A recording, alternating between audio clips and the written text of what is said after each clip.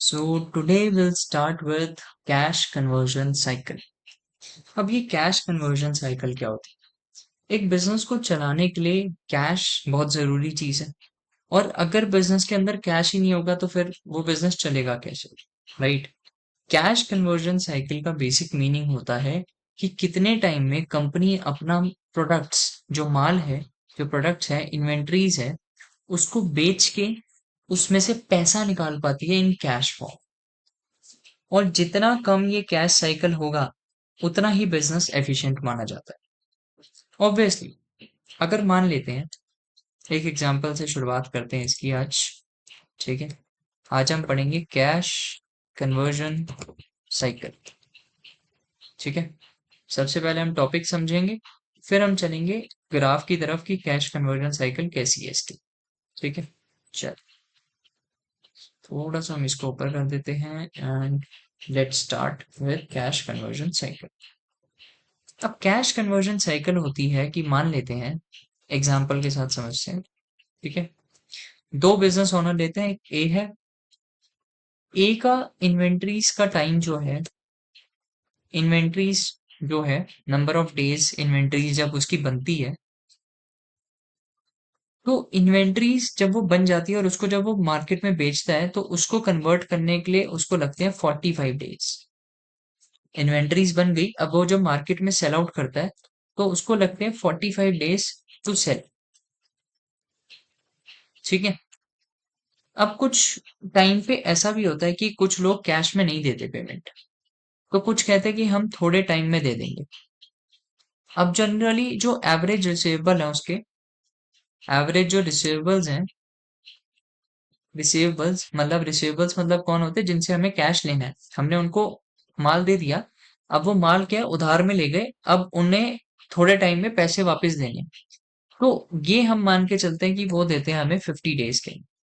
ठीक है, to get money, 50 days to get money, मतलब कि कितने टाइम में मैं कलेक्ट कर पाता हूँ पैसा।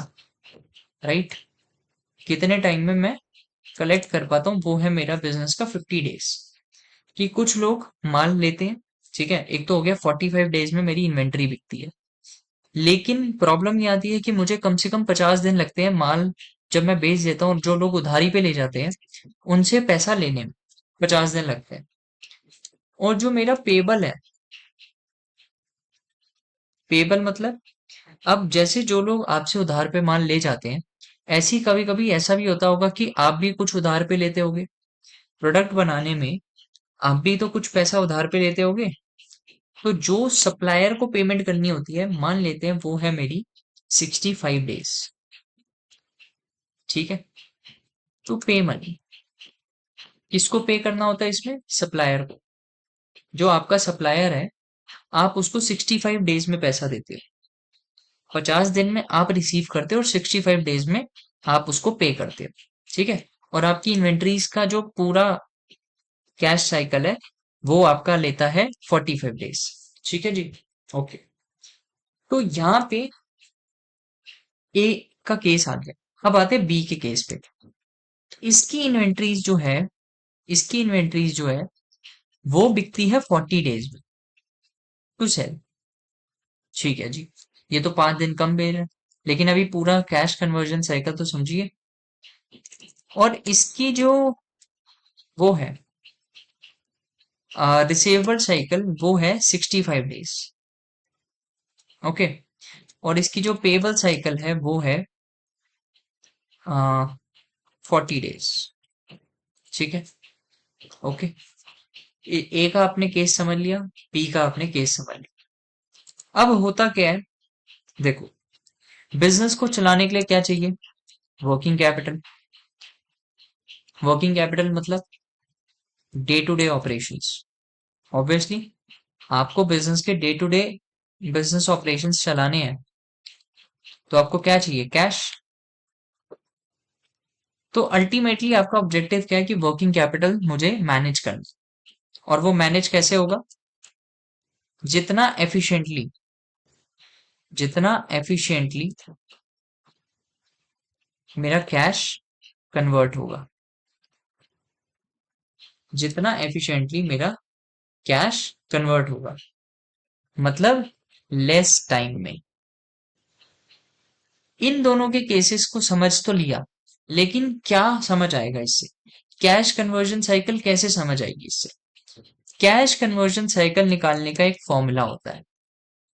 वो फॉर्मूला अगर आपको पता चल गया तो आप किसी भी कंपनी की कैश कन्वर्जन साइकिल निकाल सकते हो।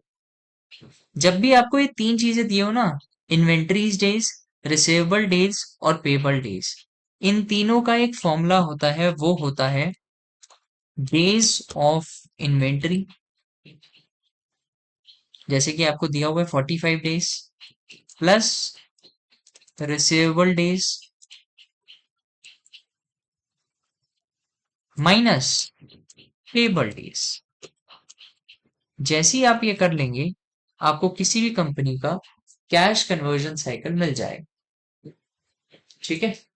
और जिस भी कंपनी का सबसे कम हो ना, वो कंपनी अच्छी, उसकी कैश कन्वर्जन साइकिल अच्छी है, मतलब उसका working capital, day to day operations manage हो जाता है, उसको कहीं भी प्रॉब्लम नहीं आती। ये हम ग्रीन हाईलाइट कर देते हैं। अल्टीमेटली कैश कन्वर्जन साइकिल इसके लिए जरूरी होती है। अब हम थोड़ा सा यहाँ देख लेते हैं। एक ही केस में ऐसा था कि 45 डेज, ठीक है, फॉर्मूला लगाते हैं, इन्वेंट्रीज का बिकना होता था 45 डेज में, प्लस 50 डेज लगते थे रिसीव करने में, और 65 डेज में वो पैसा देता था। तो इसकी कैश कन्वर्जन साइकिल कितनी थी? 45 + 50 हो गया आपका 95, 95 - 60 हो गया 30। मतलब कि इसको टाइम लगता था कम से कम 30 days to convert all this process into cash. मतलब सिर्फ 1 महीना लगता था अपने बिजनेस में कैश ला। बी का केस कैसा है? बी का केस ऐसा है कि इसको 40 दिन लगते थे इन्वेंट्रीज बेचने में, 65 डेज लगते थे कैश लेने में, और 40 डेज में पैसा देता था। मतलब 40 तो ऐसे ही हो गया, 65 डेज। तो अगर आप देखें दोनों में से एफिशिएंट वर्किंग कैपिटल किसका है? ऑब्वियसली ए का, क्योंकि उसको सिर्फ 1 महीना लगता है, 1 मंथ, कैश को कन्वर्ट करने में। लेकिन अगर आप यहाँ देखें तो इसको कम से कम 2 महीने लग जाते हैं, 2 महीना एटलीस्ट। ठीक है, 5 दिन ऊपर भी लग रहे हैं, लेकिन 2 महीना तो एटलीस्ट लगता है इसको। 2 महीना एटलीस्ट लगता है इसको कैश को कन्वर्ट करने में। तो ऑब्वियसली जिसके पास पैसा जल्दी आएगा तभी तो वो आगे प्रोसेस कर पाएगा। जितना जल्दी उसके पास कैश आएगा, आगे वो प्रोसेस कैसे करेगा, अपने बिजनेस के ऑपरेशंस कैसे चलाएगा? जितना जल्दी कैश आता है ना बिजनेस के पास, उतना ही ऑपरेशंस उसके अच्छे चलते हैं। अदरवाइज उसको लोन उठाना पड़ता है। ये 2 महीने में लाएगा, मान लो 2 महीने की जगह इसको मिल रहे होते, आ, मान लेते हैं इसका जो रिसीवेबल टाइम है वो 165 होता। फिर कितना आता है इसका? 165 रिजल्ट आता है इसका। 165 मतलब क्या हो जाता कि 30, 60, 90, 120, 150, 5 महीने लग जाते इसको, एटलीस्ट 5 महीने, 5.5, 150 महीने तो 150 दिन तो 5 महीने में चले जाते, 15 दिन ऊपर, 5.5 महीने। तो इसको क्या करना पड़ता अपने ऑपरेशंस को चलाने के लिए? लोन उठाना पड़ता, फिर लोन उठाता, फिर इंटरेस्ट पे करता। लेकिन ये क्या है, एफिशिएंट केस में बैठा हुआ है। यहाँ पे इसको ऑपरेशंस के लिए 1 महीने में पैसा मिल जाता है, तो इसको ज्यादा लेना नहीं पड़ेगा, 30 डेज में ही पैसा वापस आ रहा है इसका। तो यहाँ पे कैश कन्वर्जन साइकिल ये रोल प्ले करता है कि किसी भी बिजनेस में जितना जल्दी कैश कन्वर्ट हो जाए ना उसकी इन्वेंट्रीज और रिसीवेबल्स मैनेजमेंट से, उतना उसके लिए अच्छा होता है। जितना उसके लिए बुरा होगा, जितना उसका लेट होगा ना, उतना ही उसके लिए बुरा है। अब हम देखते हैं आईटीसी के अंदर। आईटीसी का पेबल डेज है 55 डेज, इन्वेंट्री डेज है 178। मतलब कि उसको कम से कम 6 महीने के करीब लग जाते हैं अपनी इन्वेंट्रीज को बेचने में और उसको कैश कन्वर्ट करने में। 23 दिन लगते हैं डेटर से पैसा लेने में, लेकिन 180 डेज के करीब लग जाते हैं इसको इन्वेंट्रीज को सेल आउट करके पैसा निकलवाने में, जो कि टोबैको कंपनी के लिए थोड़ा सा लेट है, राइट? ऑल्दो ये लार्जेस्ट मैन्युफैक्चरर है, लार्जेस्ट सेलर भी है, तो इसके लिए इतना नहीं चल सकता। लेकिन फिर भी थोड़ा सा अगर हम समझे, अगर ये अपने इन्वेंट्री डेज को इम्प्रूव कर लेता है, वैसे तो हर साल इन्वेंट्री डेज से अगर हम देखें 185 दिन से 178 पे आ गया है। एक टाइम पे 191 पे भी था, 2024 में 191 पे था, अब 178 पे आ गया है। तो इम्प्रूव तो किया है, लेकिन प्रॉब्लम यही है कि अभी भी इसकी इन्वेंट्री डेज अगर थोड़ा और ये फोकस कर ले तो ये इम्प्रूव कर सकता है और अपनी कैश कन्वर्जन साइकिल को इम्प्रूव कर सकता है। बिकॉज अल्टीमेटली इसको कैश कन्वर्ट करने में 146 डेज लग रहे हैं। कैश कन्वर्जन 146 का मतलब है 30, 60, 90, 120 और 150, मतलब 5 महीने। 5 महीने में इसके पास कैश आ रहा है, मतलब इसको लोन उठाना पड़ेगा तब तक के लिए। बिजनेस को चलाने के लिए इसको लोन उठाना पड़ेगा, फिर लोन उठाएगा, फिर इंटरेस्ट पे करेगा। इसीलिए कैश कन्वर्जन साइकिल जिस भी बिजनेस का अच्छा रहेगा, कम रहेगा। 1.5 महीना, 2 महीना इतना ठीक रहता है।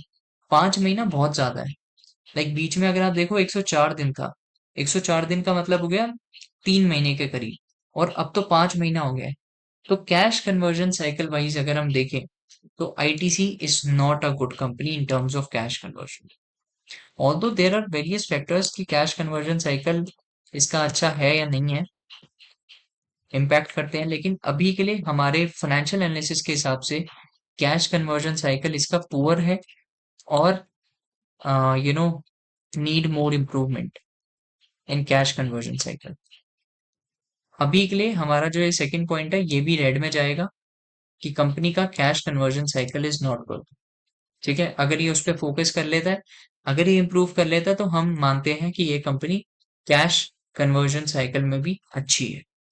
तो अभी तक हमने देखा कंपनी की इक्विटी स्ट्रक्चर के बारे में, कंपनी की मार्केट वैल्यूएशन के बारे में, कंपनी की लायबिलिटीज के बारे में, टैक्स एसेट्स के बारे में और कैश कन्वर्जन साइकिल के बारे में। अब हम बात करेंगे कंपनी की पीएनएल प्रोफाइल, जो कि अल्टीमेट फोकस होता है किसी भी बिजनेस का, कि कंपनी पैसा कितना कमा रही है, प्रॉफिट्स कितना कमा रही है। अल्टीमेटली कोई भी उसके रेवेन्यू एक्सपेंसेस पे फोकस नहीं करता, हर कोई फोकस करता है कि कंपनी प्रॉफिटेबल है या नहीं है। हमें सिर्फ ये नहीं समझना कि कंपनी प्रॉफिटेबल है या नहीं है, हमें ये भी समझना है कि क्या कंपनी प्रॉफिटेबल होने के बाद कैसे उसको मैनेज कर रही है। अगर वो रेवेन्यू कमा रही है तो रेवेन्यू कैसे कमा रही है। हम लोग देखते हैं कंपनी ने पैसा कमाया, हम बहुत अच्छी चीज है, लेकिन कैसे कमाया, अपने ऑपरेशन से पैसा ज्यादा कमाया, अदर इनकम से ज्यादा कमाया, ये तो हमें पता ही नहीं है। या अगर उसके एक्सपेंसेस हो रहे हैं, अभी हमें दिख रहा है कि खर्चा कम है, लेकिन खर्चा कितना कम है, कहाँ उसका ज्यादा खर्च हो रहा है, कहाँ वो इम्प्रूव करके और खर्चा कम कर सकता है। कुछ कुछ चीजें ऐसी होती है जहाँ पे बिजनेस अगर फोकस करे तो वो अपने खर्चे इंप्रूव कर सकता है, और आने वाले टाइम पे आप फोकस कर सकते हैं कि अगर ये यहाँ यहाँ कटौती कर लेता है और यहाँ यहाँ इम्प्रूवमेंट करना शुरू कर दे तो वो बिजनेस अच्छा है। तो इसीलिए ये सब चीजों पे भी फोकस करना बहुत जरूरी होता है। सिर्फ प्रॉफिट्स नहीं देखे जाते, आपको कंपनी के एक्सपेंसेस को भी देखना पड़ेगा, कंपनी के प्रॉफिट्स को भी देखना पड़ेगा। ठीक है, तो लेट्स स्टार्ट विद 2017 में बिजनेस का रेवेन्यू था 60,000 करोड़। ठीक है, ये सारा जो डेटा है करोड़ में है। ठीक है, यहाँ पे अगर आप नंबर देखेंगे 84142 है, तो ये 84142 करोड़ है। ठीक है, तो कंपनी ने 60,000 करोड़ के करीब इनकम किया था, रेवेन्यू किया था, और आज जाके है 84,000 करोड़। जो कि ईयर ऑन ईयर बेसिस पे देखे तो कंपनी रेवेन्यू वाइज इतना ग्रोथ नहीं कर रही। राइट, 50,000 से 84,000 करोड़ गई है, जो कि सबसे लार्जेस्ट मैन्युफैक्चरर होने के बाद भी। ठीक है, एक्सपेंसेस को इन्होंने वेल मैनेज किया हुआ है, जैसे जैसे रेवेन्यू बढ़ रहा है वैसे वैसे एक्सपेंसेस भी बढ़ रहे हैं, और प्रॉफिट्स भी उसी हिसाब से बढ़ रहे हैं। ठीक है, इवन इन कोविड के टाइम पे जब बिजनेस के प्रॉफिट्स डाउन हो गए थे, कोविड का टाइम इसका प्रॉफिट्स जो थे इंक्रीज हुए हैं। ठीक है, अगर आप 2019 से 20 का साइकिल देखेंगे तो इसके प्रॉफिट्स इंक्रीज हुए हैं। और तो 23 में थोड़ा सा हिट आया था, 37,000 करोड़ पे चले गए थे, सॉरी यहाँ पे थोड़ा 13,000 करोड़ पे चले गए थे, लेकिन फिर इन्होंने 15,000 पे गए, 19, 20 एंड दिस ईयर 35,000 करोड़। तो यहाँ पे अगर हम कंपनी की रेवेन्यू साइकिल या प्रॉफिट साइकिल या फिर इनके एक्सपेंसेस के स्ट्रक्चर को देखें, तो अभी तक सब कुछ एक मैनेज फॉर्म में चल रहा है। राइट, जैसे जैसे रेवेन्यू बढ़ रहा है, रेवेन्यू का ग्रोथ इतना कम नहीं है, मतलब कम है, और एक्सपेंसेस का जो मैनेजमेंट है वो भी ठीक है। ठीक है, एक्सपेंसेस और रेवेन्यू थोड़ा मैनेज है, तो हम ये कह सकते हैं कि कंपनी अभी ग्रोथ साइकिल में है। ठीक है, लेकिन जब तक आपको इसको ब्रेक डाउन में नहीं समझोगे ना, तब तक आपको और क्लियर पिक्चर नहीं मिलेगी। ठीक है, अभी तक ये दिख रहा है कि कंपनी का रेवेन्यू बढ़ रहा है, कंपनी के एक्सपेंसेस उसके अलाइन कर रहे हैं, जैसे जैसे रेवेन्यू बढ़ रहा है वैसे एक्सपेंसेस बढ़ रहे हैं और प्रॉफिट्स भी उसके हिसाब से बढ़ रहे हैं। लेकिन अब हम इसके थोड़ा ब्रेकडाउन को समझेंगे ताकि हमें और क्लियर पिक्चर मिले। ठीक है। सबसे पहले हम ब्रेकडाउन में सबसे पहले समझेंगे कि रेवेन्यू कैसे आ रहा है। किसी भी बिजनेस के अंदर दो चीजें होती हैं। ठीक है, यहाँ पे हम थोड़ा समझते हैं। किसी भी बिजनेस के अंदर रेवेन्यू के दो टाइप होते हैं। एक होता है रेवेन्यू फ्रॉम ऑपरेशंस, एक होता है अदर। ठीक है। ओके। एक होता है रेवेन्यू फ्रॉम ऑपरेशंस और एक होता है अदर इनकम। जिस भी बिजनेस में आपको दिखे कि रेवेन्यू ज्यादा है as compare to other income, वो बिजनेस आपको अच्छे रिटर्न दे। जिस भी बिजनेस में आपको दिखे कि रेवेन्यू लेस है as compare to other income, जिस भी बिजनेस में आपको दिखे कि रेवेन्यू फ्रॉम ऑपरेशंस जो है वो कम है एज कंपेयर टू अदर, एक बार मैं आपको थोड़ा मेंशन भी कर देता हूँ। रेवेन्यू फ्रॉम ऑपरेशंस, ठीक है, जिस भी बिजनेस में रेवेन्यू फ्रॉम ऑपरेशंस, ठीक है, उसका डेटा भी मैं आपको दिखा रहा हूँ अभी। जस्ट अभी आप पॉइंट समझिए। जिस भी बिजनेस में अगर रेवेन्यू फ्रॉम ऑपरेशन लेस है as compare to operation less है बिजनेस में, वो आपको आने वाले टाइम में लॉस ही देगा, बैड रिजल्ट्स, बैड रिटर्न्स, या फिर हम उसको कंपनी को कहेंगे बैड कंपनी। ठीक है। ये दो चीजें आपको समझनी है। ये दो पॉइंट्स हैं आपके जो कि आपको हेल्प करेंगे किसी भी बिजनेस में रेड और ग्रीन फ्लैग समझने में। ग्रीन फ्लैग का मतलब है कंपनी अच्छी है, रेड फ्लैग का मतलब है कंपनी में थोड़ा सा भी कंसर्निंग चल रहा है। वैसे जनरली ऐसा होता नहीं है कि इस बिजनेस में रेवेन्यू फ्रॉम ऑपरेशन से ज्यादा अदर इनकम हो जाए। लेकिन कुछ कंपनीज ऐसी होती हैं जो स्टार्टिंग स्टेज पे जब होती है ना, जैसे स्मॉल कैप कंपनीज होती हैं, वो ज्यादातर ऐसा ही होता है कि उनकी अदर इनकम ज्यादा होती है as compare to revenue from operations. ठीक है। इसके रीजंस भी मैं अभी बता दूंगा। लेकिन आपको ये समझना है कि अब आपको एक चीज और समझनी है इसमें। अब यहाँ पे हमने समझ लिया कि रेवेन्यू फ्रॉम ऑपरेशन जिसका अदर इनकम से ज्यादा होगा वो अच्छे रिटर्न देगी, मतलब अच्छी कंपनी है, और हम कह सकते हैं गुड कंपनी। ठीक है। और जिसका कम होगा उसके बैड रिटर्न्स होंगे, बैड कंपनी। कितना ज्यादा होना चाहिए, ये हमारा एक क्वेश्चन आता है कि कितना ज्यादा होना चाहिए। जिस भी बिजनेस में एटलीस्ट 90% रेवेन्यू फ्रॉम ऑपरेशन से आ रहा है ना, रेवेन्यू फ्रॉम ऑपरेशन से उसका 90% आ रहा है, वो अच्छी एक कंपनी है, वो कंपनी बहुत अच्छी है अगर उसका रेवेन्यू फ्रॉम ऑपरेशन 90% है। अभी हम उसको परसेंटेज टर्म्स में भी देखेंगे, अभी आप नंबर्स में देख रहे होंगे, अभी हम परसेंटेज में भी देखेंगे। अगर उस कंपनी का अदर इनकम, ठीक है, आप उसको बैड कैसे कंसीडर करोगे? अगर उसकी अदर इनकम 10% तक एक्सेप्टेबल है, अगर 20 से 30% भी जा रहा है ना, तो उस कंपनी को एक कंसर्निंग कंपनी डाल दो, उसको एक रेड फ्लैग में डाल दो। फिर उस कंपनी से आप थोड़ा सा दूरी में। जिस भी कंपनी में पहली चीज revenue from operation other income से ज्यादा है, दूसरा कितना ज्यादा है, एटलीस्ट 90% होना चाहिए रेवेन्यू फ्रॉम ऑपरेशन। अब ये 90% आपको कैसे मिलेगा? टोटल इनकम से डिवाइड करके। जब आप रेवेन्यू फ्रॉम ऑपरेशन को टोटल इनकम से डिवाइड करेंगे तो आपको एक परसेंटेज मिलेगा। तो 90% से अगर वो ज्यादा जा रहा है ना, तो आपको पता चल जाएगा कि ये कंपनी अच्छी कंपनी है। अब इसके फैक्टर्स क्या क्या होते हैं? ठीक है। फैक्टर्स, पहली चीज, अगर कंपनी का 90% से ज्यादा है, इसका मतलब है उसकी डिमांड ज्यादा है। ठीक है। उसकी मार्केट में डिमांड ज्यादा है, डिमांड मूव, राइट। दूसरा, उसके ऊपर अदर इनकम की रिलायंस नहीं, अदर इनकम की less Reliance, Reliance in the sense कि उसके ऊपर डिपेंडेंसी कम है। अगर अदर इनकम नहीं भी होती है तो भी बिजनेस सक्सेसफुल है। वाई? बिकॉज उसके ऑपरेशन अच्छे हैं, उसकी रेवेन्यू ऑपरेशन से सबसे ज्यादा पैसा आता है। क्योंकि अदर इनकम वो इनकम होती है जो कभी कभार होती है, जैसे कि इंटरेस्ट इनकम या रेंट इनकम या फिर कोई डिविडेंड इनकम, या फिर आपने अपने बिजनेस में कोई एसेट्स था उसको सेल आउट करा, उससे कोई पैसा मिला। तो अल्टीमेटली अदर इनकम कभी कभार होने वाली इनकम होती है, ऐसा जरूरी नहीं होता कि आपको हर साल इतना मिलेगा ही मिलेगा। लेकिन अगर आप अपने ऑपरेशंस पे ज्यादा से ज्यादा फोकस करोगे, जितनी ज्यादा डिमांड क्रिएट होगी उतने ज्यादा पैसा कमाओगे। अदर इनकम डिपेंड करती है कि आपने इन्वेस्टमेंट करा हुआ है, अच्छा इन्वेस्टमेंट होगा तो अच्छे रिटर्न्स आएंगे, गुड इन्वेस्टमेंट, राइट। अगर बैड इन्वेस्टमेंट करा होगा तो रिटर्न्स ही नहीं आएंगे। तो इसलिए अदर इनकम पे बिजनेस को जनरली रिलाई नहीं करना चाहिए, उसको अपने ऑपरेशंस पे फोकस करना चाहिए। जितना ज्यादा उसके ऑपरेशंस पे फोकस होगा उसकी डिमांड जनरेट होगी, और उसकी लेस रिलायंस होगी अदर इनकम पे, मतलब उसकी डिपेंडेंसी खत्म हो जाएगी। ठीक है। तो फैक्टर्स ये होते हैं ऑफ गुड कंपनी। ठीक है। तो रेड फ्लैग और ग्रीन फ्लैग आइडेंटिफाई करना सीख लिया। अब हम देखते हैं कि कंपनी में क्या चल रहा है। एक है रेवेन्यू फ्रॉम ऑपरेशंस और एक है आपकी अदर इनकम।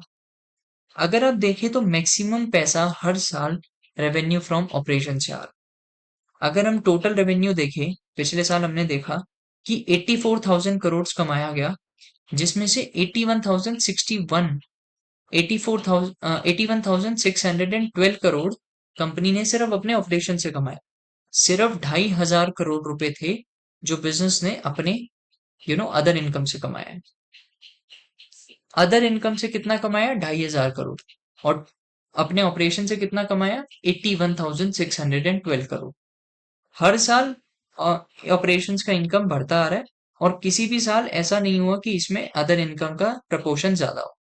इसको हम थोड़ा परसेंटेज टर्म्स में भी देखेंगे, लेकिन अगर आप ये रेवेन्यू ब्रेकडाउन देख रहे हो तो कंपनी में एक भी साल ऐसा नहीं हुआ कि उसने अदर इनकम पे डिपेंडेंसी रखी हो, बल्कि उसने अपने ऑपरेशंस पे फोकस करा और हर साल अपना रेवेन्यू फ्रॉम ऑपरेशन बढ़ाता गया। ठीक है। जो कि एक कंपनी की ग्रोथ दिखाता है कि कितना मार्केट में डिमांड क्रिएट हो रहा है। अब हम इसको थोड़ा सा समझ लेते हैं ब्रेकडाउन में, परसेंटेज में। हमने क्या बात करी थी कि जिस भी बिजनेस के अंदर 90% उसका ऑपरेशंस का इनकम होगा वो कंपनी अच्छी है। यहाँ पे तो कंपनी का 97% आता है अपने ऑपरेशन से। कितनी अच्छी कंपनी है ये। इन टर्म्स ऑफ रेवेन्यू मैं इसको 10 आउट ऑफ 10 देता हूँ, क्योंकि इसका रेवेन्यू फ्रॉम ऑपरेशन 97% है। मतलब अगर ये अपना बिजनेस करता है सिर्फ, और अगर अदर इनकम पे फोकस ना भी करे ना, तो भी ये बहुत अच्छे रिटर्न्स कमा सकता है। अदर इनकम का कितना परसेंटेज है? 3.1%, जो कि एक्सेप्टेबल है। 10% तक कोई भी बिजनेस एक्सेप्टेबल है, लेकिन अगर वो 15%, 20%, 30% पे चला जाता है तो वो बिजनेस एक्सेप्टेबल नहीं है। ऐसे बिजनेस के अंदर हमें बहुत सारी कमियां दिखती है, लेकिन जिस कंपनी के अंदर 97%, सिर्फ टोटल इनकम का 97% ऑपरेशन से आ रहा है, वो कंपनी कितनी अच्छी है। और हर साल आपने देखा होगा, यहाँ पे अगर आप देखेंगे हर साल ये अपना रेवेन्यू इंक्रीज करता है। इंक्रीज स्टेज थोड़ा सा लेस है, मतलब ये जनरली माना जाता है कि किसी भी बिजनेस में रेवेन्यू की ग्रोथ 15% होनी चाहिए, लेकिन यहाँ पे प्रोग्रेशन हो रहा है, लेकिन बहुत धीरे धीरे हो रहा है। बट एक चीज अच्छी है कि यहाँ पे ऑपरेशंस की साइकिल जो है उसमें 97% एवरेज रेट, अगर हम देखें हर साल 97% के अराउंड पैसा सिर्फ ऑपरेशन से आ रहा है, जो कि हर एक बिजनेस के लिए होना चाहिए। ये ग्रीन फ्लैग कंपनी। तो अगर हम देखें अबाउट आईटीसी, अगर हम बात करें अबाउट आईटीसी, तो रेवेन्यू फ्रॉम ऑपरेशन से रेवेन्यू अराउंड 97% वो ला रहा है from operation, which is good thing, which is good for company, right, which is good for company. क्योंकि ये होना किसी भी बिजनेस के लिए अच्छी चीज होती है, और ऐसा हो रहा है। ठीक है। अब हम बात करते हैं एक्सपेंसेस ब्रेकडाउन के बारे में। एक्सपेंसेस ब्रेकडाउन का अल्टीमेट ऑब्जेक्टिव होता है समझना कि कंपनी अपने खर्चे कर रही है तो वो कहाँ कहाँ कर रही है। मतलब अगर वो अपना 1 रुपया भी खर्च कर रही है तो वो वेस्ट तो नहीं कर रही। देखो, अगर कंपनी का इनकम बढ़ रहा है और एक्सपेंसेस बढ़ रहे हैं तो वो जायज है। लेकिन अगर किसी कंपनी का एक्सपेंसेस बढ़ रहे हैं और रेवेन्यू नहीं बढ़ रहा, तो वो एक गलत चीज है। फिर वहां पे आपको कंपनी को एक सजेशन देना होता है कि कहाँ कहाँ वो फोकस करे, ताकि अपना एक्सपेंसेस को कम करे और रेवेन्यू बढ़ाए। ताकि अगर रेवेन्यू 50,000 करोड़ है और एक्सपेंसेस है 60,000 करोड़, तो कंपनी फायदेमंद थोड़ी है, 10,000 करोड़ का तो लॉस हो गया। इसीलिए कंपनी के एक्सपेंसेस की मैनेजमेंट बहुत जरूरी होता है। जिस बिजनेस में रेवेन्यू कमाया जा रहा है और एक्सपेंसेस देखा ही नहीं जा रहा कि कैसे हम मैनेज कर रहे हैं, तो वो बिजनेस कैसे चलेगा। इसलिए एक्सपेंसेस मैनेजमेंट बहुत जरूरी होता है। हमने यहाँ पे टोटल एक्सपेंसेस का ब्रेक डाउन कर दिया कि मेरे ये टोटल एक्सपेंसेस थे, ये खर्चे हैं, और उसका एक्सपेंसेस का ब्रेक डाउन कर दिया ताकि आपको पता चले कि कंपनी कैसे ऑपरेट कर रही है अपने एक्सपेंसेस को और मैनेज कैसे कर रही है। अगर आप देखें तो हर साल बिजनेस का एक्सपेंसेस जो है वो इंक्रीज हो रहा है। जो एक कॉस्ट ऑफ इक्विपमेंट वाला एक्सपेंस है, कॉस्ट ऑफ इक्विपमेंट मतलब जो मटेरियल बिजनेस में लगता है, किसी भी प्रोडक्ट को बनाने के लिए जो मटेरियल लगता है, उसको हम कहते हैं कॉस्ट ऑफ मटेरियल कंज्यूम। तो वो मटेरियल की जो कॉस्ट है वो हर साल इंक्रीज हो रही है, बट कंपनी का रेवेन्यू भी इंक्रीज हो रहा है, तो ये जायज है। ठीक है। अब हम देखते हैं अदर एक्सपेंसेस पे। अदर एक्सपेंसेस देखिए तो सबसे ज्यादा मेजोरिटी एक्सपेंसेस आ रहे हैं यहाँ पे। तो अदर एक्सपेंसेस वो एक्सपेंसेस होते हैं जैसे कि सेलिंग और जर्नल एडमिनिस्ट्रेशन एक्सपेंसेस, या फिर सेलिंग एक्सपेंसेस, या फिर एडवर्टाइजमेंट कॉस्ट, या फिर फ्यूल पावर, ऐसे खर्चे, या फिर आपने कोई रेम्यूनरेशन का खर्चा कर दिया, या फिर आपको कोई डायरेक्टर की फीस देनी पड़ गई, या फिर आपको कोई फ्यूल का खर्चा, फैक्ट्री एक्सपेंसेस। ऐसे बहुत सारे खर्चे होते हैं जो कि अदर में आ जाते हैं। मेजॉरिटी जो खर्चा देखना होता है वो आपको देखना होता है कॉस्ट ऑफ मटेरियल कंज्यूम, क्योंकि ये आपको बताता है कि आप कॉस्ट तो लगा रहे हो, कि आपका रेवेन्यू बढ़ रहा है। तो अगर रेवेन्यू बढ़ रहा है और कॉस्ट भी बढ़ रही है, तो ऐसा कोई प्रॉब्लमेटिक नहीं है। फिर हम आते हैं अदर एक्सपेंसेस में। अदर एक्सपेंसेस ऑल्दो इंक्रीजिंग है, बट रेवेन्यू के टर्म्स में हम समझे तो अभी इंक्रीजिंग इतना नहीं है। बट अगर ये थोड़ा सा अदर एक्सपेंसेस पे भी फोकस कर ले और थोड़ा सा इसको कम करने की कोशिश करे, तो कंपनी अच्छा इंप्रूव कर सकती है। मतलब अपना ओवरऑल उसका प्रॉफिट ही बढ़ेगा। राइट, अगर वो ज्यादा से ज्यादा एक्सपेंसेस पे फोकस करेंगे तो उनका प्रॉफिट ही बढ़ेगा ना। फिर हम बात करते हैं कंपनी के टैक्स एक्सपेंसेस के बारे में। तो हर साल जैसे जैसे कंपनी अपनी कमाई बढ़ाएगी उस हिसाब से टैक्सेस बढ़ेंगे। तो ये तो वो खर्चा है जो फिक्स्ड रहेगा। राइट, ये तो आपको सरकार को देना ही पड़ेगा। तो टैक्स एक्सपेंसेस आपके डायरेक्टली प्रोपोर्शनल होते हैं जितना आप प्रॉफिट करते हो। ज्यादा प्रॉफिट होगा तो कंपनी को ज्यादा टैक्स देना पड़ेगा। अब यहाँ पे अगर आप देख पा रहे हो तो 5,000 6,000 करोड़ का टैक्स था।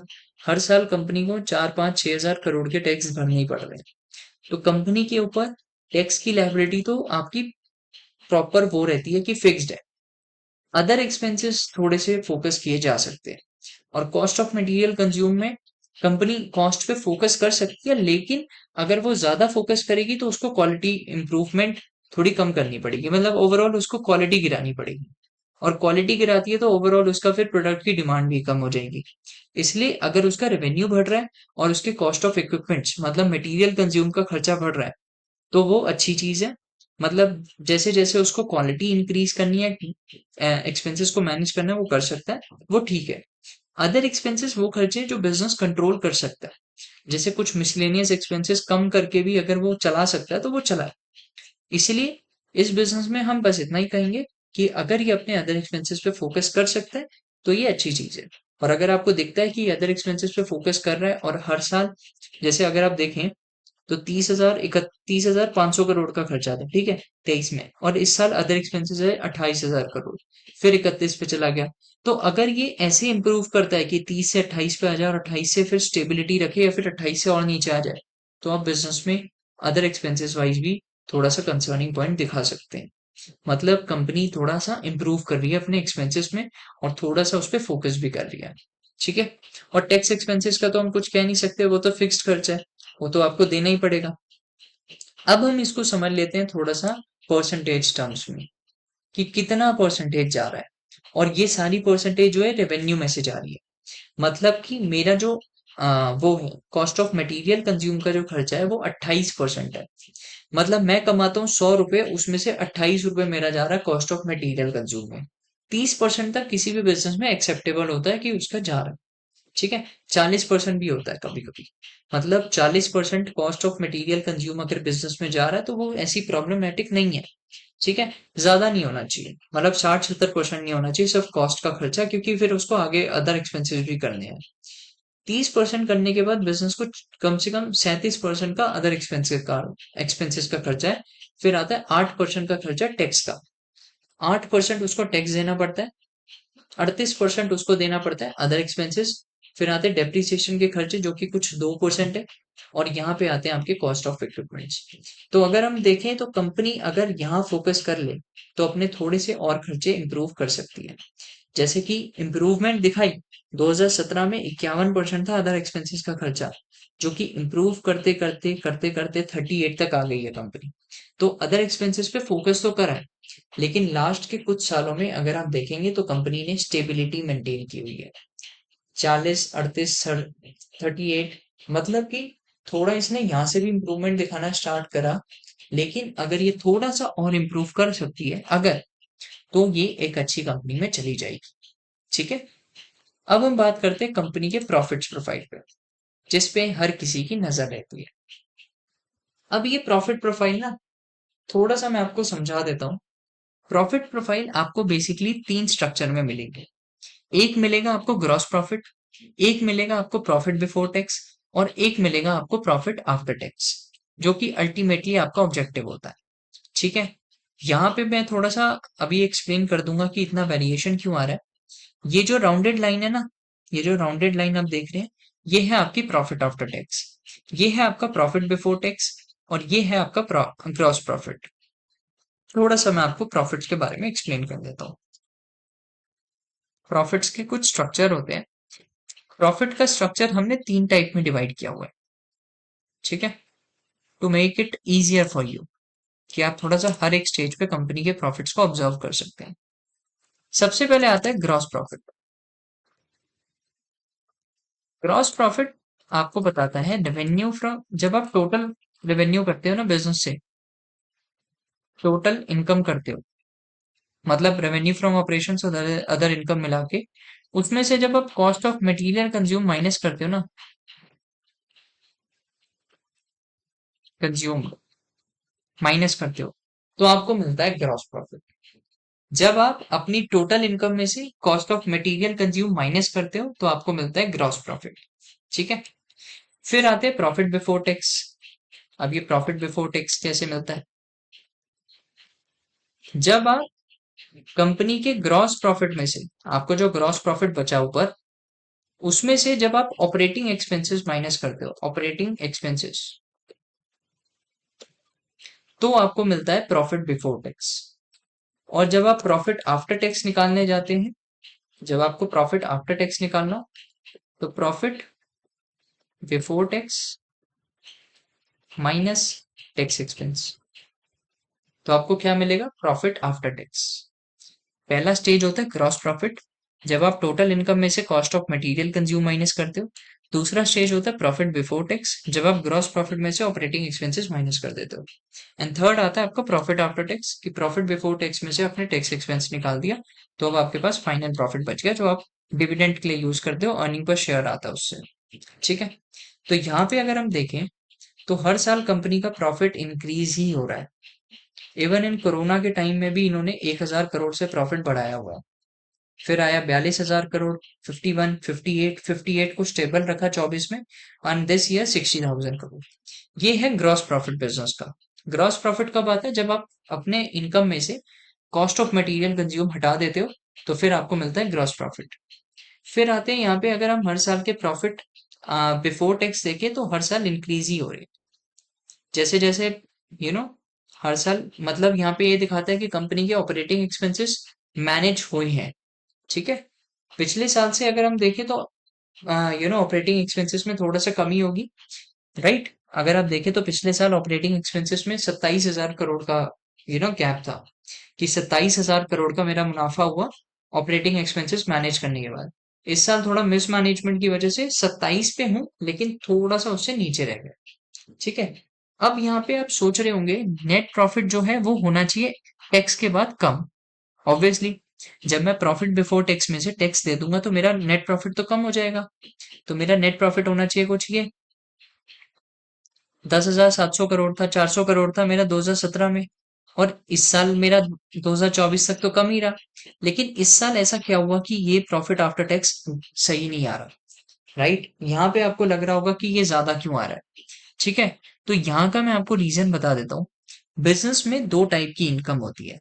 एक होती है कंटिन्यूइंग ऑपरेशंस, जो ऑपरेशंस बिजनेस करके अपने खुद के ऑपरेशन से पैसा कमाता है। दूसरा होता है डिसकंटिन्यूइंग ऑपरेशंस, ऐसे ऑपरेशंस जो कभी कभार होते हैं, बिजनेस में रेगुलर नहीं होते।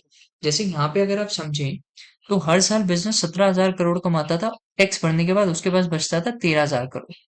ठीक है, अगर आप देखें यहाँ पे, तो बिजनेस के पास क्या बचता था एंड में? 13,000 करोड़, 17,000 करोड़ टैक्स भरने के बाद। ठीक है, फिर गए हम 20,000 करोड़, उसमें से 15 बचता था टैक्स भरने के बाद। मतलब टैक्स भर के आपको प्रॉफिट हमेशा कम ही मिलता था। लेकिन इस साल कंपनी ने जब टैक्स भर दिया, उसके बाद एक डिसकंटिन्यूइंग ऑपरेशन जो है वो उसके बाद ऐड हुई, और फिर उसके वजह से उसका प्रॉफिट बढ़ गया। And this year they are profit book 35,000 crore. इनका प्रॉफिट कितना बुक हुआ? 35,000 करोड़ के करीब। हर साल वैसे तो टैक्स भरने के बाद प्रॉफिट कम ही होता है, लेकिन जस्ट बिकॉज इस साल इनकी डिसकंटिन्यूइंग ऑपरेशन से भी कुछ इनकम हुई थी, प्रॉफिट्स हुए थे, जिसकी वजह से इनका प्रॉफिट अराउंड 9,000 करोड़ से बढ़ गया। और बल्कि मैं तो कहूंगा ज्यादा बढ़ गया, जस्ट बिकॉज टैक्स भरने के बाद तो और कम हो जाता है, राइट? हर साल इतना टैक्स भरने के बाद तो कम हो जाता है, लेकिन इस साल इनका थोड़ा सा डिसकंटिन्यूइंग ऑपरेशन की वजह से प्रॉफिट इंक्रीज हो गया। ये डेटा गलत नहीं। ठीक है, फिर हम चलते हैं थोड़ा सा प्रॉफिट को परसेंटेज टर्म्स में समझते हैं कि कितना percent profit in terms of percentage ये कमा रहे। किसी भी बिजनेस में अगर ग्रॉस प्रॉफिट, यहाँ पे मैं लिख भी देता हूँ, किसी भी बिजनेस में अगर ग्रॉस प्रॉफिट एटलीस्ट 50 से 60% आ रहा है ना, वो एक अच्छी कंपनी है। ठीक है, और एट द एंड उसके पास 25 से 30% अगर बच रहा है प्रॉफिट बिफोर टैक्स, तो वो एक अच्छी कंपनी है। और प्रॉफिट आफ्टर टैक्स अगर उसके पास 12 से 15% में बच रहा है, तो वो एक अच्छी कंपनी है। ठीक है, ये तीनों स्टेज अगर वो फॉलो कर रहा है, तो वो एक अच्छी कंपनी है। एट द एंड हमारा ऑब्जेक्टिव ये होता है, लेकिन ये दोनों भी कंसिडरेट होने चाहिए। 50-60% होगा, 30% का खर्चा करेगा तो 30% बचाएगा, और 12 से 15% रखेगा तो अच्छा रहेगा इसके लिए। अगर आप देखें, तो ग्रॉस प्रॉफिट वाइज कंपनी अपने आप को 71% पे मेंटेन कर रही है इस साल। ग्रॉस प्रॉफिट रेवेन्यू से कंपेयर करा, तो 70% पैसा जो है बिजनेस के पास सिर्फ अपना ग्रॉस का बचता है। और हमने क्या बोला था कि बिजनेस के पास कम से कम 50-60% होना चाहिए, जो कि है। ठीक है, ऑल्दो इनका डिक्लाइन हो गया है, लेकिन कंपनी अभी भी एक ग्रॉस प्रॉफिट मार्जिन इंप्रूव अच्छे रख रही है, मतलब डिक्लाइनिंग स्टेज पे है। अगर ये अपना थोड़ा कॉस्ट पे फोकस करेगी तो जीपी और बढ़ जाएगा इनका, लेकिन अभी इंडस्ट्री एवरेज के हिसाब से ऊपर है। Now let's talk about their profit before tax. तो किसी भी कंपनी का अगर प्रॉफिट बिफोर टैक्स 25 से 30% बचता है, तो वो एक अच्छी कंपनी है। और यहाँ पे कंपनी 32% पे है 2025 में, जो कि था 2017 में 26%। बीच में कंपनी 37 पे भी चली गई थी, 37-32 पे भी आई थी, लेकिन अब ये एक स्टेबिलिटी पे है, 32% इस साल का है। और लास्ट में हम बात करते हैं प्रॉफिट आफ्टर टैक्स, जो कि हमारा अल्टीमेट ऑब्जेक्टिव रहता है। तो हर साल वैसे तो प्रॉफिट आफ्टर टैक्स आपका कम ही होता है, ठीक है? जैसे इस साल 34 के बाद सीधा 27% बचा इनका मार्जिन, लेकिन इस साल 42% इसलिए बचा क्योंकि इनकी डिसकंटिन्यूइंग ऑपरेशन से भी एक इनकम हुई थी। डिसकंटिन्यूइंग ऑपरेशंस कभी कभार होते हैं, तो इसकी प्रॉफिट्स भी इसमें ऐड हो जाते हैं। ठीक है, वैसे हर साल कंपनी 24, 25, 30, 25, 23, मतलब 20% से तो ऊपर ही थी। ठीक है, और इस साल तो 42% हुआ है। तो ये कंपनी प्रॉफिट्स के टर्म्स में, रेवेन्यू के टर्म्स में और एक्सपेंसेस के टर्म्स में बहुत अच्छी है। तो यहाँ पे हम कंपनी के अंदर ग्रीन फ्लैग डाल देते हैं। ठीक है, कंपनी रेवेन्यू अच्छा कर रही है, मतलब रेवेन्यू जैसा एक्सपेक्टेड होना चाहिए कि ऑपरेशन से ज्यादा होना चाहिए, ऑपरेशंस से एटलीस्ट। वैसे हमने यहाँ पॉइंट डाल दिया है, इधर डाल दिया है। ठीक है, तो यहाँ पे हम प्रॉफिट स्ट्रक्चर के बारे में बता देते हैं कि profits as per industry norms, industry standards perform कर रही है। ठीक है, एज पर इंडस्ट्री स्टैंडर्ड्स ये लोग परफॉर्म प्रॉफिट्स परफॉर्म कर रहे हैं। तो 25%, 2017 में 17% था, उसके बाद से कंपनी ने इम्प्रूवमेंट ही चालू करी है, और इस साल 42% हुआ है। बहुत ही अच्छी चीज है। अगर हम 32% को टैक्स माइनस करके देखें, तो 25% के 25-26% होगा। फिर भी कंपनी प्रॉफिट आफ्टर टैक्स को इम्प्रूव करके बैठी है, और company as per industry norms बहुत अच्छा कर रही है। बहुत सारी ऐसी कंपनी होती है जो 12% रिटर्न भी नहीं कमा पाती, ये तो फिर भी 25-30% कमा पा रही है। 27% प्रॉफिट हर साल निकालना 25% निकालना बहुत मुश्किल होता है बिजनेस के लिए। 10 से 12% निकाल पाती है तो फिर भी 27% पे प्ले कर रही है। डिसकंटिन्यूइंग ऑपरेशन से इस साल 42% हो गया। ठीक है। Now let's talk about EPS. अब ये ईपीएस क्या होता है? ईपीएस आपको जनरली बताता है कंपनी के अर्निंग पर शेयर। कंपनी के earning per share. Earning per share का मतलब होता है जब आपका ये प्रॉफिट बचता है ना, ये जो प्रॉफिट होता है, ये जब प्रॉफिट बचता है तो इसको हम डिवाइड कर देते हैं टोटल आउटस्टैंडिंग शेयर्स के साथ। तब हमें मिलता है अर्निंग पर शेयर, कि एक शेयर पे एक बंदा कितना पैसा कमा रहा है। जब कंपनी प्रॉफिट करती है तो एक शेयर पे एक बंदा कितना कमाता है, उसको हम कहते हैं अर्निंग पर शेयर। अगर आप देखें तो हर साल कंपनी 9 रुपीज पे था अर्निंग पर शेयर, 16.44 गया 42, and this year 27.8। Just because company का प्रॉफिट बढ़ गया तो उसका अर्निंग पर शेयर भी बढ़ गया। ठीक है। और ग्रोथ हो गई 70% के अराउंड। बट ऐसा एक्चुअल में नहीं है, डिसकंटिन्यूइंग ऑपरेशंस की वजह से ऐसा हुआ है। बट अगर हम ग्रोथ वाइज देखें तो कंपनी का थोड़ा सा मान के चलते 17-18 रुपीज का एक्चुअल हुआ होगा बिफोर डिसकंटिन्यूइंग ऑपरेशंस। अगर हम अर्निंग पर शेयर वाइज देखें तो 17-18 के अराउंड ही होगा इसका। जस्ट बिकॉज डिसकंटिन्यूइंग ऑपरेशंस की वजह से इसका ग्राफ बहुत बड़ा बन रहा है। लेकिन अगर हम डिसकंटिन्यूइंग ऑपरेशन जो कि कभी कभार होने वाले प्रॉफिट्स होते हैं, जनरली ऐसा होता नहीं है। ठीक है। तो अगर आप अदर अर्निंग पर शेयर देखें तो 2021 से कंपनी इंक्रीज ही करती जा रही है, डिक्लाइन पे नहीं आई। 2017 से 20 तक अप गई थी। 21 में थोड़ा कोविड की वजह से थोड़ा सा डाउन आया, लेकिन उसके बाद कंपनी ने इम्प्रूव ही करा है। तो कंपनी ईपीएस वाइज भी अच्छा कर रही है। ठीक है। ईपीएस कैसे निकलता है? टोटल इनकम, जो टोटल प्रॉफिट्स होते हैं आफ्टर टैक्स, डिवाइड बाय आपका टोटल आउटस्टैंडिंग शेयर्स, तो आपको अर्निंग पर शेयर मिल जाता है। अब हम बात करेंगे नेक्स्ट क्लास में कैश फ्लो स्ट्रक्चर के बारे में, कि कंपनी ने अपना ऑपरेटिंग, इन्वेस्टिंग और फाइनेंसिंग एक्टिविटीज को कैसे मैनेज किया हुआ है, और कैसे ये लोग हर साल अपना फ्री कैश फ्लो बचाते हैं और कैसे अपना इंटरेस्ट पे करते हैं। ठीक है। Thank you.